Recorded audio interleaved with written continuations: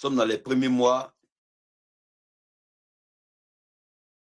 Il faut poser certaines bases solides qui vont nous donner la victoire tout le long de cette année 2025. La Bible déclare que la maison qui est constituée du sable, lorsque le vent va souffler, lorsque il y aura la tempête, elle ne va pas résister, elle va s'écrouler. Mais la maison qui est bâtie sur le roc, lorsque le vent va souffler, la tempête va s'élever, elle y résistera. Nous venons de commencer une nouvelle année 2025. On ne sait pas ce qui va se passer. Mais une chose est sûre. La Bible dit que si tu commences à bâtir ta vie en cette année 2025 sur le rocher, le roc qui est la parole, peu importe ce qui va arriver, tu traverseras 2025 avec la victoire. Tu triompheras en 2025 avec la victoire. Et ceux qui bâtiront leur vie, qui vont commencer leur vie, qui vont bâtir dans le sable, c'est-à-dire que sur des choses périssables, des choses qui ne sont pas fondamentales, ne pourront pas résister. Et ce soir, Dieu me donne de parler ici de deux types de mentalités. Deux types de mentalités. On va parler ici de la mentalité des vainqueurs et de la mentalité des perdants. On va parler de la mentalité des gens qui triomphent et de la mentalité des gens qui succombent face aux obstacles, face aux épreuves. Et pour cela, on va prendre ensemble le livre des Nombres, Nombre 13. C'est une histoire passionnante. Mais cette histoire est riche d'enseignements. Et le Seigneur va nous aider à comprendre des mystères qui vont nous aider en cette année 2025 à triompher, peu importe ce qui va se passer, peu importe les épreuves.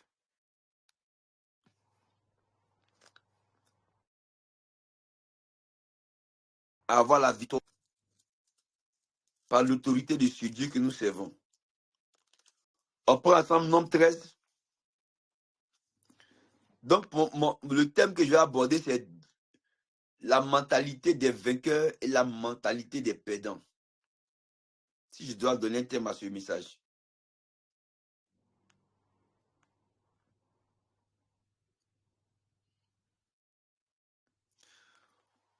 On lit ensemble Nombre 13. C'est une longue histoire. Nombre 13, c'est une longue histoire. Bon, on va lire tout le chapitre de Nombre 13. Si on peut le lire.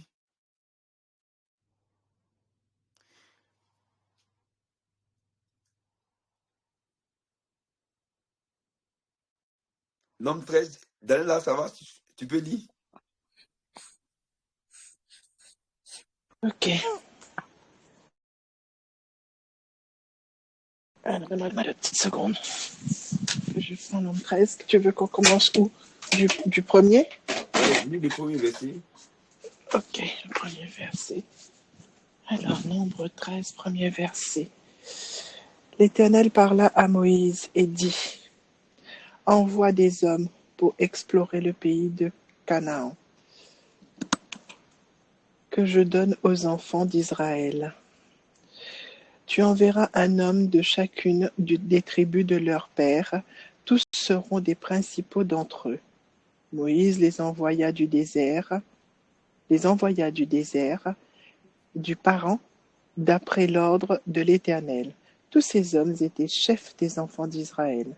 Voici leurs noms pour la tribu de Ruben, Shamua, fils de Zakur. Maman, Daniela, Oui, pour qu'on gagne du temps, ne tarde pas sur les noms. d'accord, Continue jusqu'au verset 16. d'accord. Pour les tribus de Siméon, Chapat, Non, chap, laisse les non. noms et va sur le verset 16. Ah, je vais directement sur le verset Ouais, 16. pour Ok, qu'on gagne du temps. d'accord. Tels sont les noms des hommes que Moïse envoya pour explorer le pays. Moïse donna à Osée, fils de Num, le nom de Josué. Je continue? Ouais, vas-y, lis tout le chapitre. D'accord. Moïse les envoya pour explorer le pays du Canaan. Il leur dit, montez ici par le milieu de la montagne. Vous verrez le pays, ce qu'il est, et le peuple qui l'habite. Il est fort ou faible, s'il est en petit ou en grand nombre. Qu'est-ce le pays où il habite, s'il est bon ou mauvais?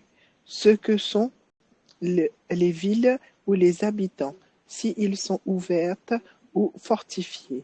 Ce que le terrain, s'il est gras ou maigre, s'il a des arbres ou s'il n'y en a point. Ayez bon courage et prenez des fruits du pays. C'était le temps des premiers raisins. Ils montèrent et ils explorèrent le pays depuis le désert du Tessin jusqu'à Rehob. Sur le chemin de Hamath, ils montèrent par le midi et ils allèrent jusqu'à Hébron, où ils étaient Aïma, Shaï et Talmai, enfants d'Anak. D'Hébron avait été bâti 7 ans avant Tessoan en Égypte. Ils arrivèrent jusqu'à la vallée d'Eshcol, où ils coupèrent une branche de vigne avec une grappe de raisin. Au moyen d'une perche, ils prirent aussi des grenades et des figues. On donna à ce lieu le nom de vallée d'Eshcol, à cause de la grappe que les enfants d'Israël y coupèrent. Ils furent de retour de l'exploitation du pays au bout de 40 jours. À leur arrivée, ils se rendirent auprès de Moïse et d'Aaron et de toute l'assemblée des enfants d'Israël à Kadès dans le désert des Parans. Ils leur firent un rapport ainsi qu'à toute l'assemblée, et ils leur montrèrent les fruits du pays. Voici ce qu'ils racontèrent à Moïse. Nous sommes allés dans le pays où tu nous as envoyés. À la vérité, c'est un pays où coule le lait et le miel, et voici les fruits. Mais le peuple qui habite ce pays est épuisant. Les villes sont fortifiées, très grandes. Nous y avons vu les Amalécites habitant la, la contrée du Midi, les Étiens, les Jébusiens et les Amoréens habitent la montagne, et les Cananéens habitent près de la mer et le long du Jourdain. Galeb fit taire le peuple, qui murmurait contre Moïse. Il dit, montons, emparons-nous du pays, nous y serons vainqueurs. Mais les hommes qui y étaient allés avec lui dirent, nous ne pouvons pas monter contre ce pays, car il est plus fort que nous. Et ils décrièrent devant les enfants d'Israël le pays qu'ils avaient exploré. Ils dirent, le pays que nous avons parcouru pour explorer est un pays qui dévore ses habitants. Tous ceux qui nous y avons vus sont des hommes d'une haute taille. Et nous y avons vu les géants, enfants d'Anak, de la race des géants. Nous étions à nos yeux et aux leurs comme des sauterelles. Amen. Lis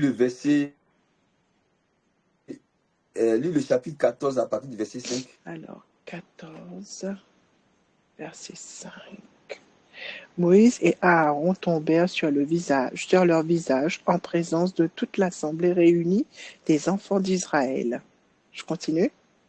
Vas-y. Et parmi ceux, ils avaient exploré le pays, Josué, fils de Nub, et Galeb, fils de Jéphuné, déchirèrent leurs vêtements. et parlèrent ainsi à toute l'assemblée des enfants d'Israël. Le pays est un pays très bon, excellent. Si l'Éternel nous est favorable, il nous mènera dans ce pays et nous la donnera. C'est un pays où coule le lait et le miel. Seulement, ne soyez point rebelles contre l'Éternel, et ne craignez point les gens de ce pays, car ils nous serviront de pâture. Ils m'ont plus d'ombrage pour les couvrir. L'Éternel est avec nous. Ne les craignez point. Toute l'assemblée... Amen, amen. Je continue ou je m'arrête? Verset 10 ou pas? Amen, c'est bon, c'est bon, c'est bon. D'accord, d'accord. Le message est déjà ressorti dans ce qu'on a lu. Que Dieu nous bénisse. Amen. Donc, je disais que je vais parler de 2 points dans ce long texte qu'on a lu qui parler de 2 types de mentalités. 2 types de mentalités. Le premier type de mentalité, c'est la mentalité des perdants. Et l'autre type de mentalité, c'est la mentalité des vainqueurs. La mentalité des conquérants. La mentalité des gens qui sont des gens qui ont bon, oui, des vainqueurs. Je préfère ce mot. Donc, la mentalité des vainqueurs et la mentalité des perdants. Je préfère donner ces 2 thèmes.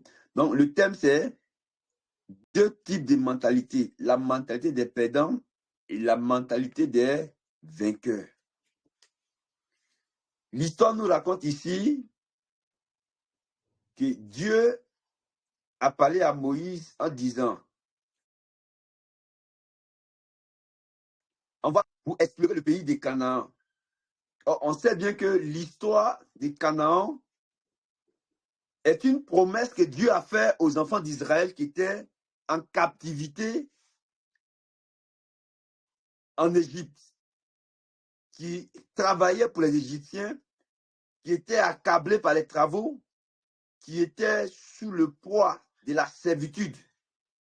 Et Dieu, dans sa bonté, dans son amour, la Bible dit que Dieu a entendu le cri que fait pousser les Égyptiens au peuple d'Israël. C'est-à-dire que dans leur douleur, ils ont crié à Dieu. Ils ont dit, oh, c'est trop, on est fatigué. 4 siècles, 400 ans d'esclavage, on est fatigué. C'est-à-dire que les enfants qui sont nés en Égypte, leurs enfants, leurs arrière-enfants, jusqu'en 4 générations.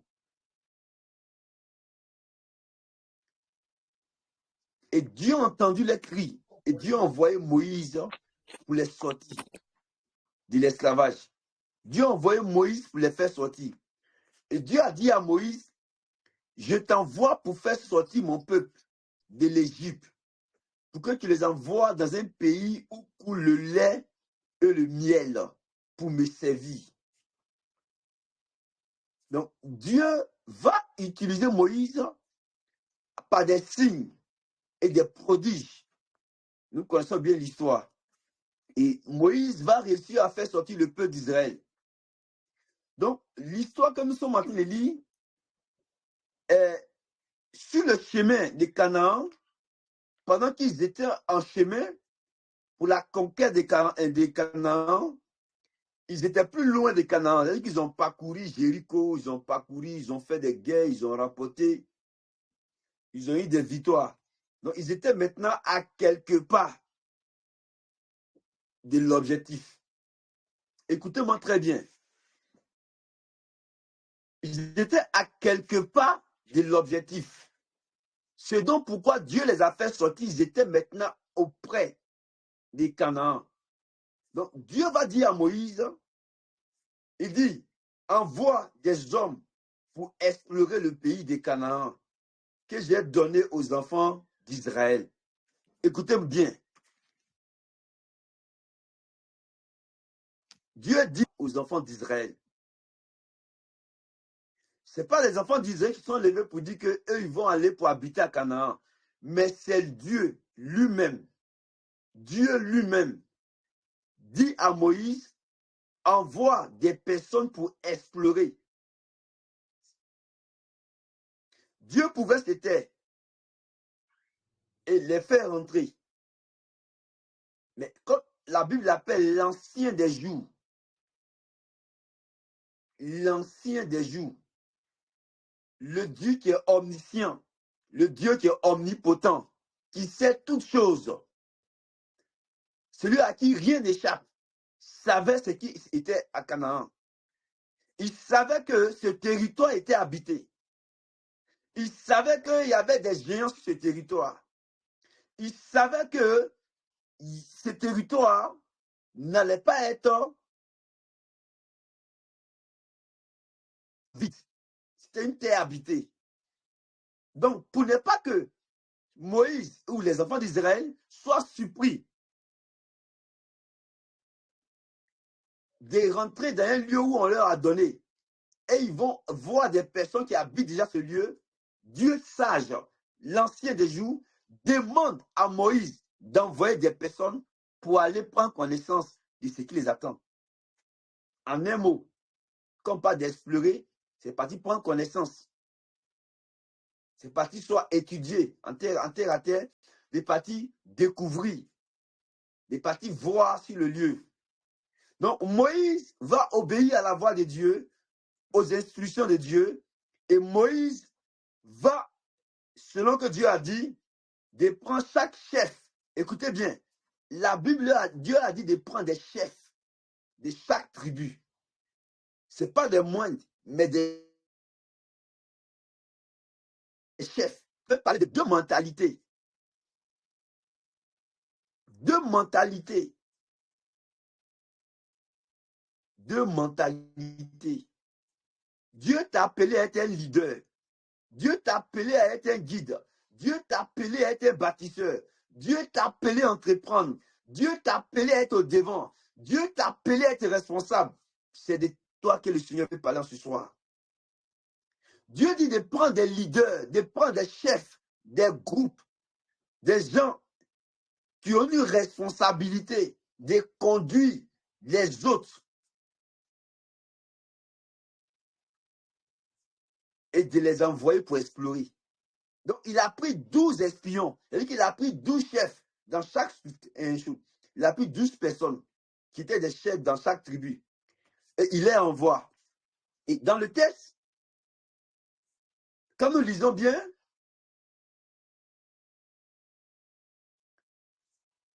le verset dit, Moïse les envoie pour explorer le pays des Canaan. Et il leur dit, il leur donne des instructions, il leur donne des précisions. Écoutez-moi très bien, vous allez comprendre beaucoup de choses dans ce message. Il leur donne des instructions, des précisions, et il leur dit, montez ici par le midi. Montez par ici, par le midi, et vous entrerez sur la montagne. Vous verrez le pays, ce qui est, et le peuple qui habite, s'il est fort ou faible. On se suit un peu. Moïse leur donne déjà de savoir que là où ils vont explorer là, il y a des gens qui habitent là-bas. Ce n'est pas un terrain vide. Ah, si ce peuple qui habite là-bas, là, ils sont faibles ou ils sont forts. Premièrement d'abord. Deuxièmement, il dit, s'il est un petit ou un grand homme, et puis que vous allez partir pour voir si le peuple qui habite Canaan, si c'est un petit peuple ou même si c'est un grand peuple. Suivez bien. Après, il dit,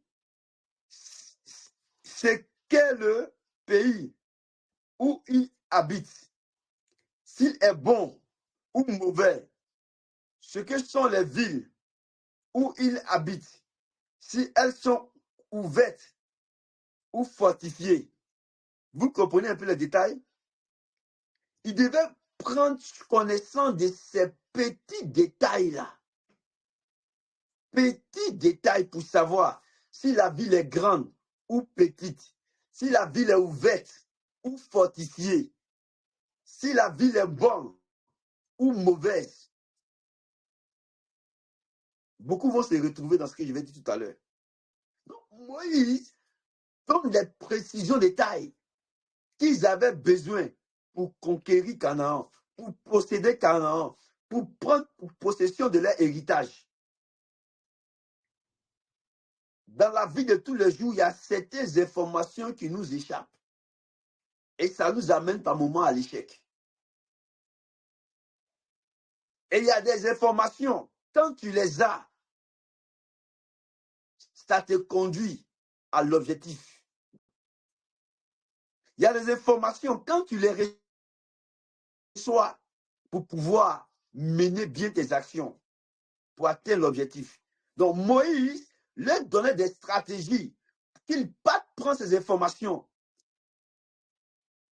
Je vais dire à quelqu'un qu'en cette année 2025, que le Saint-Esprit soit ton informateur. Quelqu'un ne m'a pas compris. Qu'en cette année 2025, que le Saint-Esprit soit ton informateur. Amen. Que le Saint-Esprit soit celui-là même qui te donne des stratégies pour mener bien tes actions, pour atteindre l'objectif. Amen, amen, amen. Amen. Il y a des informations, quand tu les as, tu sais t'y prendre. Et il y a des situations, quand ça te surprend, si tu ne fais pas attention, tu peux rester dedans. Donc, le peuple d'Israël avait besoin de ces informations pour aller conquérir Canaan. Moïse continue encore. Il dit, si ce sont les villes où ils habitent, si elles sont ouvertes ou fortifiées, si c'est quel le terrain, s'il est gras ou maigre, s'il y a des arbres ou s'il y en a pas, s'ils sont bons, s'ils sont... Voilà, il continue, dit, ayez bon courage et venez et prenez des fruits du pays. C'était le temps des premiers raisins. Donc, il dit, ayez bon courage et revenez-nous avec des fruits du pays. Comme preuve que vous avez exploré le pays. Comme preuve que vous venez vraiment d'accomplir cette mission. Donc, voici les instructions qu'on leur a données. Écoutez-moi très bien. Au verset 21, on dit, ils montaient, ils exploraient le pays, depuis le désert de Sin jusqu'à Rehob, sur le chemin de Hamar. Ils montaient par le midi, ils allaient jusqu'à Hébron, où il était Haïman, chez Shia et Talma, enfant de Anak. Hébron avait été bâti 7 ans avant toi, jusqu'à la vallée d'École, où il occupait une branche de vigne avec une grappe de raisin. Il va vous éviter les détails. On dit, lorsqu'ils sont arrivés au verset 25, il fut de retour de l'exploration du pays au bout de 4 jours. Au bout de plutôt 40 jours. On dit, allait arriver, il se rendit auprès de Moïse et Aaron et de toute l'assemblée des enfants d'Israël à Kader, dans le désert de Paran. Il leur fit un rapport ainsi qu'à toute l'assemblée et il leur montait les fruits du pays. Donc, vous voyez, on leur a envoyé, effectivement, ils sont partis, ils sont venus avec des fruits comme ça. Donc, ils vont faire leur rapport. Donc, c'est le rapport qui va nous intéresser. C'est le rapport qu'ils vont faire de leur exploration, de leur mission qui va nous intéresser. Et c'est en cela, je veux parler de deux mentalités. Deux mentalités. Et beaucoup vont se retrouver dans ce message. Le verset 27. Il dit, voici ce qu'il racontait à Moïse. Nous sommes allés dans le pays où tu nous as envoyés. À la vérité, c'est un pays où coule le lait et le miel. Donc, Moïse leur avait donné des instructions pour voir qu'ils partent voir, pour savoir si c'est un pays qui est bon ou qui n'est pas bon. Si c'est un pays qui est vaste ou petit, un pays qui est ouvert ou bien fortifié, c'est-à-dire un pays ouvert, c'est-à-dire un pays qui est exposé à l'ennemi, ou un pays fortifié, c'est-à-dire un pays qui est barricadé où l'ennemi ne peut pas venir les attaquer. Donc, ils ont donné, vous dites que en vérité, nous sommes partis, le pays là, c'est un bon pays. Vraiment, Dieu n'a pas menti. C'est un pays où coule le lait et le miel. Amen. Et voici les fruits. Mais, maillon du bruit, ils ont bien parlé. Ils ont répondu, ils ont venu donner un bon rapport. Mais à la fin de leur rapport, il y a un mais qui s'ajoute à leur rapport. Ils disent, mais le peuple qui habite ce pays-là est puissant. Suivez-moi bien. Il dit, mais le pays, il dit, mais le peuple qui habite sont fortifiés, très grandes.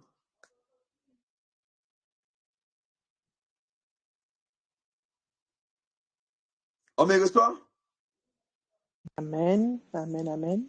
Il est tellement silencieux que je ne sais pas si vous m'entendez ou pas, donc par moment réagissez. Amen, amen, amen, amen, amen, amen, amen. Je ne sais pas si c'est seulement de mon côté. Parfois, il y a... Amen.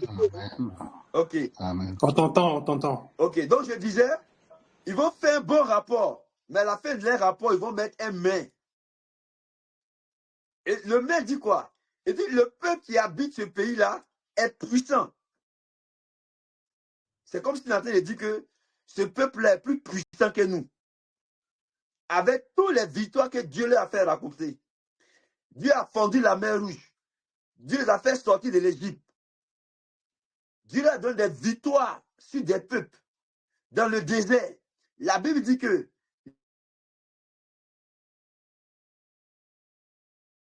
les chaussures ne s'est pas usées. Dans le désert, Dieu faisait tomber la manne pour les donner à manger. Dans le désert, Dieu faisait sortir l'eau du rocher pour les donner à boire.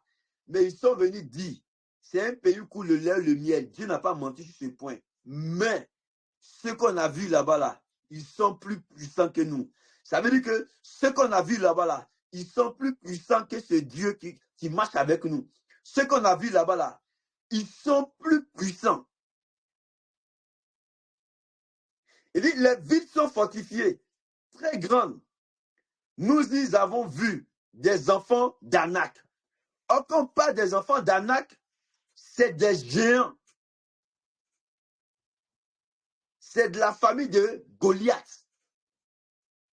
Les cousins de Goliath. Des hommes qui font 3 mètres. Des hommes qui font 4 mètres. Des hommes qui font 2 mètres. C'est-à-dire que des gens qui n'ont rien à voir avec eux.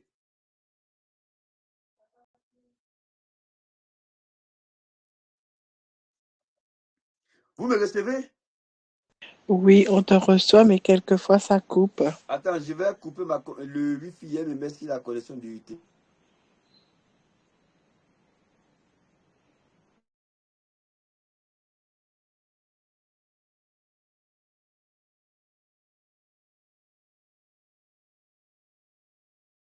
On me reçoit ici?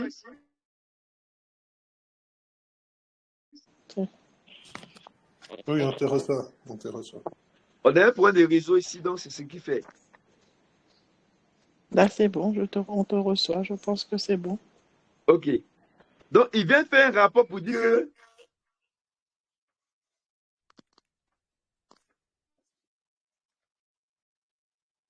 ceux qu'on a vus là, ils sont puissants. C'est les enfants d'Anak.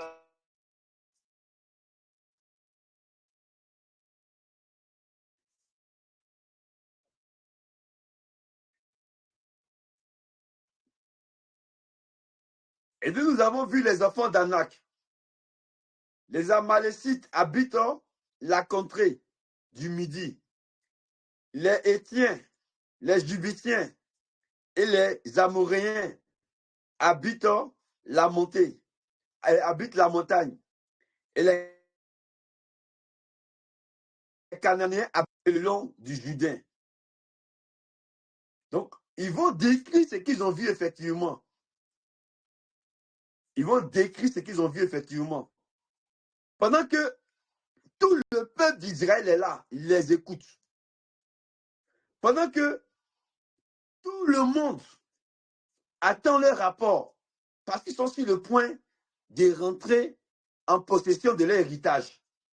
Et ceux qu'ils ont envoyés pour partir explorer là où ils vont, qui est leur destination, voici le rapport qu'on vient leur donner. Donc, selon vous, c'est un rapport qui donne courage à l'homme d'aller, ou bien c'est un rapport qui vient nous dire, n'allons pas. De toi à moi. En un mot, c'est un rapport qui vient dire, c'est pas la peine qu'on parte là-bas. Alors, on va se livrer à la mort. Parce que les hommes qu'on a vus là-bas, là, c'est les gens qui ont 3 mètres, 4 mètres. C'est des géants. Ils vont nous écraser. Et la Bible dit au verset 30,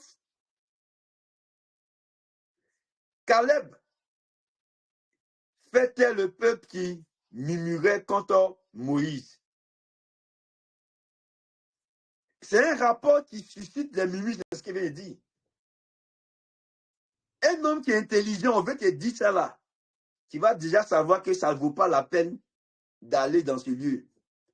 Donc la Bible dit que ça a suscité un murmure. Le peuple a commencé à murmurer. Parce que ceux qu'ils ont envoyés là, ce n'est pas des moindres, c'est des chefs, c'est des leaders. C'est des gens sur qui le peuple compte. C'est des dirigeants, un groupe de personnes. Donc, une telle personne vient dire un tel rapport. Imagine le poids de leur message. Des gens qui donnent des ordres et les gens obéissent, viennent parler de cette manière. Imagine le poids de ce message. Donc, la Bible dit que le peuple va commencer à murmurer contre Moïse. Il dit, mais Moïse, le but c'est quoi? Tu nous fais sortir de l'Égypte. On est confronté à des réalités. On est confronté à des situations. Qui dit que ton Dieu dit qu'il nous donne un pays où coule le lait et le miel. C'est vrai, il y a le lait et le miel là-bas. Mais ton Dieu ne nous a pas dit qu'il y a les Amalécites là-bas. Ton Dieu ne nous a pas dit qu'il y a les fils d'Anak là-bas. Ton Dieu ne nous a pas dit que ce lieu-là est habité. Moïse, qu'est-ce que tu nous veux à la fin?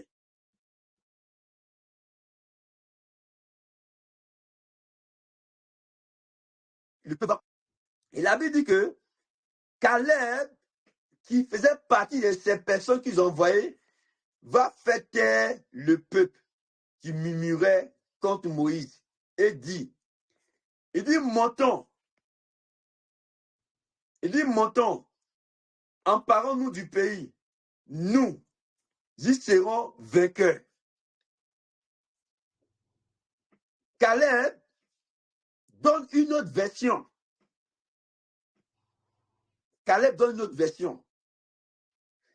dit, même s'il y a des géants là-bas, même si le pays est habité, c'est pas grave. Il dit montons. Emparons-nous du pays. Nous y serons vainqueurs. Voici pourquoi je donne ce message, la mentalité des vainqueurs et la mentalité des perdants. Quand nous regardons la mentalité des premiers qui sont venus faire le rapport, ils sont revenus avec un esprit abattu. Ça veut dire qu'ils sont venus dire que ça ne vaut pas la peine de monter à Canaan, de rentrer à Canaan. Parce que si nous rentrons, nous n'allons pas nous en sortir. Nous avons déjà perdu. C'est notre terminus ici. Si on est malin, restons ici. Et dans la vie actuelle, dans la vie de tous les jours, la plupart des personnes qui ont ce genre de mentalité face aux situations de la vie, face aux épreuves de la vie, face aux obstacles, face aux difficultés, la plupart de ces personnes, au lieu qu'ils dans la marche avec le Seigneur, dans la vie chrétienne, beaucoup de personnes où ils doivent rentrer dans la bénédiction face au combat, aux réalités, régressent. Pourquoi? Parce qu'ils ont une mentalité des perdants. Avoir la mentalité des perdants, c'est avoir une mentalité qui te montre une réalité et te donne l'information que cette réalité-là, tu ne peux pas. C'est impossible. Cette situation-là, elle dépasse ta capacité. Cette situation-là, tu ne peux pas t'en sortir. Ça ne vaut pas la peine d'essayer. Ça ne vaut pas la peine parce que qui essaie, tu vas rester dedans. La plupart des gens qui ont la mentalité des perdants, face aux situations, ils voient l'échec. Donc, au lieu d'échouer, ils préfèrent ne pas essayer.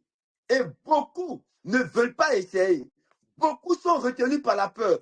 Beaucoup d'enfants de Dieu sont retenus par la peur. Pourquoi? À cause de l'état de leur mentalité, à cause de la manière dont ils conçoivent les choses, à cause de la manière dont ils perçoivent les choses. Et aussi longtemps que ta mentalité est comparable à la mentalité de ces personnes qui ont été envoyées pour explorer, pour venir encourager les autres pour dire on peut gagner. Ils sont venus avec un message de désespoir. Et beaucoup d'enfants de Dieu se nourrissent des messages de désespoir. Des situations de la vie les accablent au point où ils se voient comme des perdants.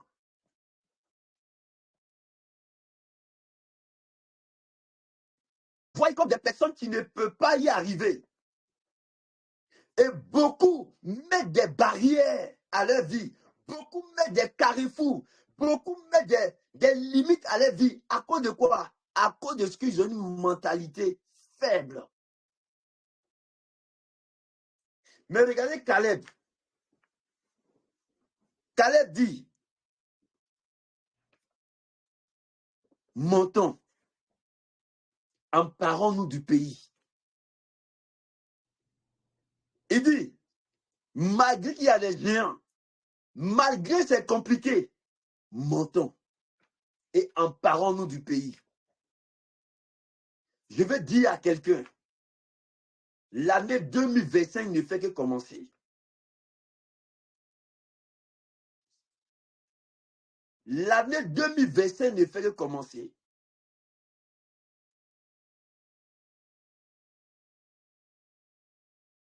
Mais pour toi cette année, il y a un héritage que Dieu a prévu pour toi. Il y a un poste que Dieu veut que tu aies en cette année, qui est acquis en cette année. Il y a un niveau que Dieu veut que tu atteignes en cette année. Il y a un Canaan qui t'attend en cette année 2025. Amen. Amen. Il y a une Amen. dimension à laquelle Dieu veut que tu rentres dans cette année.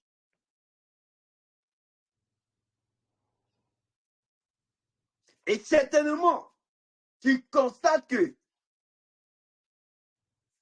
avant d'atteindre cette dimension, il y a des situations, il y a des épreuves. Mais aussi longtemps que tu auras la mentalité des perdants, tu vas rater, tu vas passer à côté. Regardez bien, je vais continuer un peu pour que tu comprennes bien ce que je veux dire. Montons, emparons-nous du pays, nous y serons vainqueurs. Mais les hommes qui y étaient allés avec lui disent, nous ne pourrons pas monter contre ce peuple, car il est plus fort que nous. Et ils déchirèrent devant les enfants d'Israël. Non. Et ils déchirent.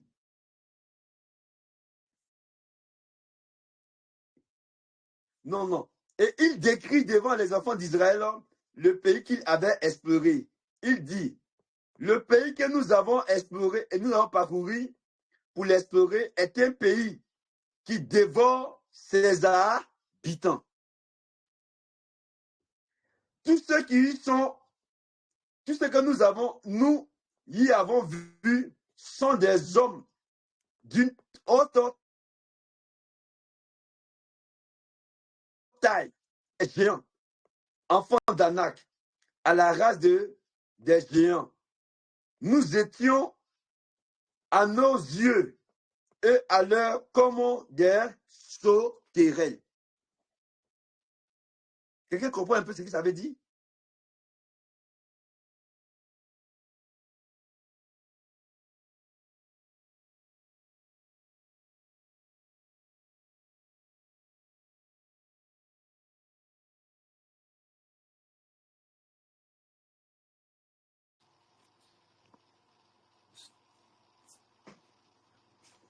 On me reçoit? Une fois sur deux. Allez, ça marche. Maintenant, maintenant. Là, Allez, ça c'est bon marche. maintenant. Allez, ça marche. Donc, je disais, vous savez ce que ça veut dire? Ce qu'on vient de lire. Pendant que Caleb l'a dit, montons, nous allons les vaincre. Montons, nous allons les battre. On dit ceux qui étaient avec Caleb, ceux qui sont partis avec Caleb pour voir le pays, voici les propos qu'il tenait. Il dit, nous ne pouvons pas monter contre ce peuple. Ils étaient négatifs. Nous ne pouvons pas monter. Et beaucoup d'enfants de Dieu sont négatifs. Beaucoup d'enfants de Dieu sont négatifs. Aussi longtemps que tu seras négatif, en cette année 2025, s'il y a des choses que Dieu avait prévues pour toi, tu vas passer à côté. Dieu parle à quelqu'un? Amen. Aussi Amen. longtemps que tu es négatif dans la vie, tu vas croiser que des choses négatives. Parce que la négation produit l'effet et la positivité produit les effets positifs. Quelqu'un capte ce que je veux dire? Ces gens-là disent, Caleb, nous ne pouvons pas monter. Et si vous comprenez bien, aussi longtemps qu'ils t'entourent des personnes qui ont la pensée négative, ils vont finir par te décourager. Ils vont finir par te rendre, c'est pas comment dire, ils vont finir par te limiter dans ce que tu veux faire. Parce que pourquoi quand tu es un enfant de Dieu, quand il y a un sujet, prie, écoute le Seigneur. Demande l'orientation à Dieu. Prends conseil auprès de Dieu. Parce qu'il y a des conseils que tu vas attendre. Ça va briser ton élan. Il y a des conseils que tu vas à t'engager, mais qui va te décourager. Il y a des groupes de personnes, quand tu les rencontres, la bonne volonté que tu avais, la motivation que tu avais, ça disparaît un coup. Pourquoi? À cause de ce que tu vas entendre. Ils vont te décourager. Et voici les amis qui étaient avec Caleb. Vont dire à Caleb, Caleb, on ne peut pas monter. Nous ne pouvons pas monter. Ils vont nous vaincre ce peuple. Aussi longtemps que tu te vois déjà perdant devant une situation qui a déjà perdu. Aussi longtemps que tu te vois déjà perdant face à une situation, considère-toi que tu as déjà perdu la bataille. Ces personnes disent qu'ils vont nous vaincre. Ce n'est pas la peine. Or, c'est quelque chose que Dieu leur a promis. C'est Dieu lui-même qui leur a dit, allez-y, pour prendre connaissance.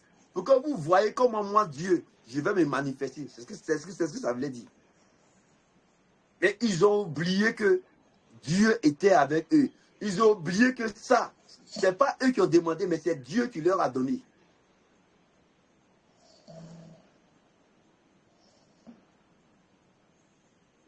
Je continue.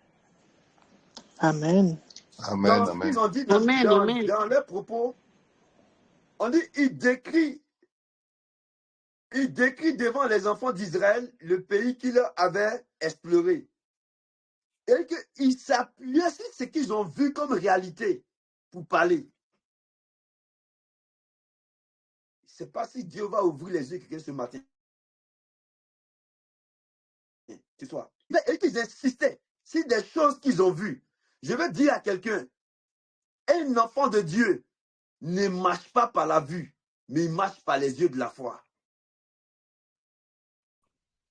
En Amen. cette année 2025, ne marche pas par la vue, marche par les yeux de la foi. Amen. Je Parce qu'il y a reçois. des réalités que tu vas croiser. Amen. Effectivement, ceux qui parlaient là, ils ne disaient pas des choses qu'ils inventent. C'est des choses qu'ils ont vues effectivement qu'ils parlaient. Et l'enfant de Dieu, aussi longtemps que tu regardes par les yeux physiques pour vivre ta vie chrétienne, il y a des niveaux de bénédiction que tu ne pourras jamais obtenir. Et l'enfant de Dieu, aussi longtemps que tu veux raisonner humainement parlant, tu veux faire les calculs humains, il y a les niveaux de bénédiction que Dieu va te donner, mais tu ne vas pas obtenir ça, tu vas passer. On dit quoi? Ils vont commencer à décrire ce qu'ils ont vu. Effectivement, ils ont vu les géants. Ils ont vu les fils d'Anak. Mais ils n'ont pas vu le Dieu qui les a fait sortir de l'Égypte, qui marchait avec eux là-bas, où ils sont partis. C'est vrai que quelqu'un me comprend. Amen. Amen. Aussi longtemps que tu vas voir ton problème va te vaincre. Mais si derrière ton problème, tu vois le Dieu, Maillon de Breed, le Dieu tout-puissant à qui rien n'est impossible, tu verras comment ce Dieu va se déployer. Et ils n'ont pas vu que Dieu qui les a sortis du peuple de l'Égypte était plus grand, était plus grand que ses fils d'Anak. Mais ils ont vu simplement les fils d'Anak. Mais ils n'ont pas vu comment Dieu s'est manifesté dans leur vie. Je vais dire à quelqu'un en 2025, face aux situations, ne regarde pas que les situations, mais derrière les situations, vois le Dieu des temps et des circonstances. Quelqu'un ne m'a pas bien compris. Derrière les circonstances, derrière ce que tu vois, vois le Dieu des temps et des circonstances. Amen, amen. Peu importe le temps que tu vas rencontrer en 2025, peu importe les circonstances qui vont se présenter devant toi, vois le Dieu des temps et des circonstances. Ces personnes ont regardé aux circonstances. Et ce qui m'a réjoui dans ce texte, la Bible dit qu'ils vont décrire, ils vont se voir comme des sauterelles. Ce qu'on a vu là, on était en bas d'eux comme des sauterelles. Et beaucoup de personnes se voient comme ça. Oh, nous autres, on est venus accompagner les autres. Oh, nous autres, c'est comme ça dans nos familles. On ne se marie pas. Oh, nous autres là, beaucoup se voient toujours en arrière. On est en bas de vous. Donc nous, on vous suit, on vous accompagne. Quelqu'un me suit un peu? Amen. Mais là où je vais en venir, la Bible dit, Moïse et Aaron tombaient sur leur visage en présence de toute l'assemblée réunie. Ils ont commencé, les informations n'étaient pas ce qu'ils attendaient en fait. Donc ils vont tomber la face contre terre pour implorer Dieu.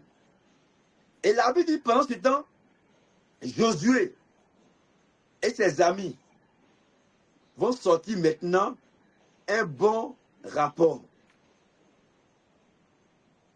Ils vont sortir un bon rapport. Pour dire quoi? Dans leur rapport, à partir du verset 5 du chapitre 14, il dit que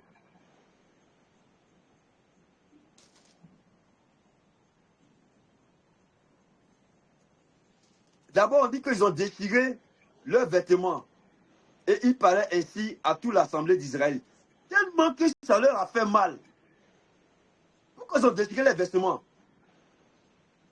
Des leaders, si qui un peuple compte, peut venir humilier le Dieu d'Israël. Des leaders de chaque tribu. Ils ont pris 12 personnes. Donc c'était des leaders de chaque tribu d'Israël. Ils viennent pour vous donner un rapport où on ne voit pas le nom de Dieu. Un rapport qui ne glorifie pas Dieu. Un rapport qui dénigre Dieu. Un rapport qui rabaisse Dieu. Et beaucoup d'enfants de Dieu, dans leur langage, Dieu est rabaissé. Dans leur langage, Dieu est blâmé. Dans leur langage, on ne voit pas Dieu.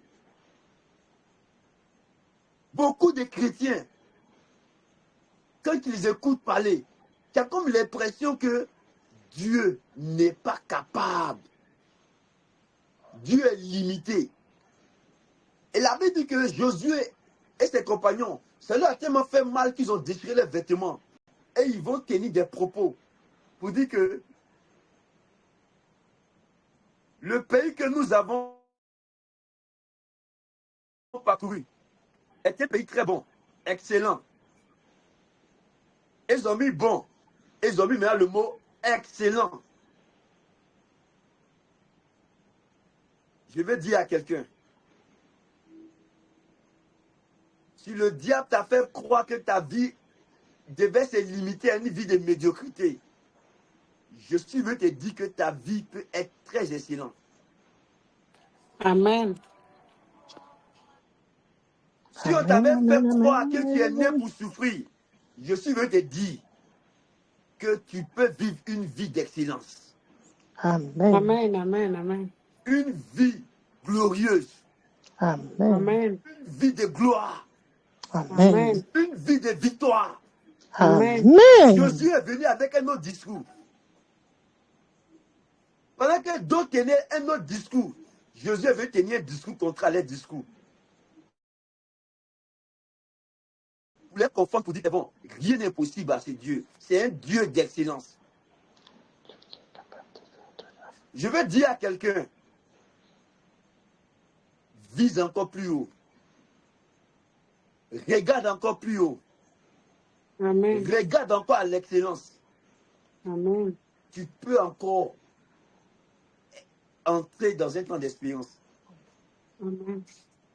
Il dit, le pays que nous avons parcouru pour l'explorer est un pays très bon et excellent.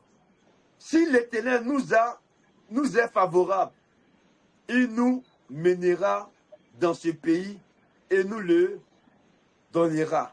Regardez, dans notre discours, on n'a pas entendu le nom de Dieu.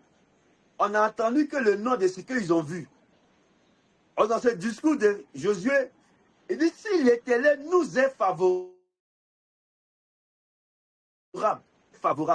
je veux dire à quelqu'un, aussi longtemps que Dieu te sera favorable, tout te réussira au nom de Jésus. Amen. Amen. Je veux dire à quelqu'un, aussi longtemps que Dieu t'est favorable, aucune réalité à laquelle tu es confronté ne peut bloquer ce que Dieu veut faire avec toi. Amen. Amen. Aucune situation que l'ennemi te présente, aucune réalité que le diable te présente ne peut bloquer ce que Dieu veut t'accorder. Amen. Amen. Amen. Amen. Amen. Le diable, c'est tout ce qu'il sait faire. Il sait nous présenter des situations.